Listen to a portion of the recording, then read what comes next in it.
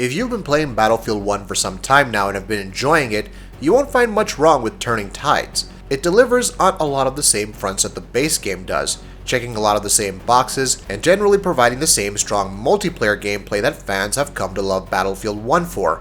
However, it does have some issues that hold it back in some respects. For example, not all of the maps are top-notch, while the DLC also brings with it some weapon balancing issues. As the latest DLC for Battlefield 1, Turning Tides has been released in a staggered manner, with the first part of its content launching in December and the second dropping in late January. Collectively, both parts consist of 4 new main maps, a new operation, a new game mode, and the Infiltrator Elite class, among other things, those being just the headline additions. And it is, most likely, this area where Turning Tides shows one of its biggest weaknesses. While Battlefield 1's previous DLC, In the Name of the Tsar, was absolutely brimming with content with a lot more maps and new weapons, Turning Tides is relatively lacking in content. It is in fact more like They Shall Not Pass in terms of how much content it has. However, that, unlike Turning Tides, launched in one go. Given its relative shortage of content, it's a little perplexing to see DICE and EA splitting the launch of this pack's content in such a manner. Anyway, let's get to the major talking points. The Turning Tides DLC is a little different from everything that's come before it, in that it has a much heavier focus on naval battles. Vehicular sections have long been an important foundation of the Battlefield gameplay loop, and Turning Tides makes it a concerted effort to have players traversing through the seas a lot more than usual.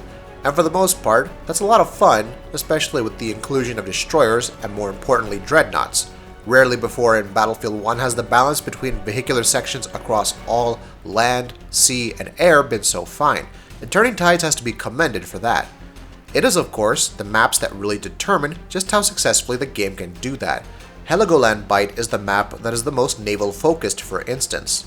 Additionally, maps such as Heligoland Bight and Zeebrugge have excellent visual design, with certain spots and locations on both maps with striking visual features that, in true Battlefield fashion, are also intricately tied with the map's function itself. But of course, it's not without its issues. Some maps in the game feel rather familiar in nature, either to things we've already seen in Battlefield 1 itself, or to things DICE have tried in the not-so-distant future with other entries in the franchise. To say that there is absolutely no creativity or originality here would be unfair. It's not just a lazy copy-paste job, but the originality here is certainly a lot less than what I was expecting. Beyond the maps, notably enough, Turning Tides also includes an all-new class, the Infiltrator Elite, which gives players greater mobility thanks to infinite sprinting abilities. Playing with the Infiltrator Elite class is a great deal of fun, lending a kind of dynamism and kinetic nature to the moment-to-moment gameplay that veteran players might be used to.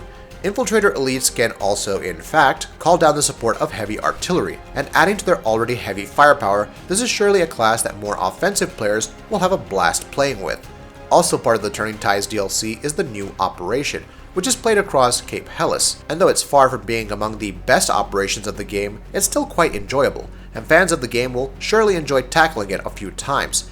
Meanwhile, the new multiplayer mode, Conquest Assault, which is basically an amped up and more urgent version of Conquest, is also a joy to play through. What's notable about Turning Tides though, is that it doesn't just bring extra new content to Battlefield 1. No, it changes the base game in some pretty big ways thanks to some tuning and tweaking done by the developer, which results in some noticeable balancing issues. DICE have made it so that classes are better suited to some weapons and worse to others, while they've also changed the time to kill. What this means is that rather than being relative bullet sponges up until now, players in Battlefield 1 will now die of much less damage. This is the sort of change that many players might not notice at first, but if you've been playing Battlefield 1 for a while, you'll definitely see it. The moment-to-moment gameplay is now a lot more in line with Battlefield 3 and 4, and that doesn't necessarily work in the game's favor. It's not a huge issue, especially not one that breaks the game or anything like that, but there are times where these subtle tweaks hinder the match's momentum a little bit, especially if you get caught in a cycle of bad respawn points. Battlefield 1 Turning Tides is a DLC pack that plays it safe in many regards. For starters, it has a lot less content than its predecessor, In the Name of the Tsar. Beyond that, the content it does have is mostly solid, but it doesn't really ever go beyond that, while some balancing issues are also a little hard to ignore. That'll be it for this video. If you like what we're doing, please go ahead and subscribe, and we'll see you next time.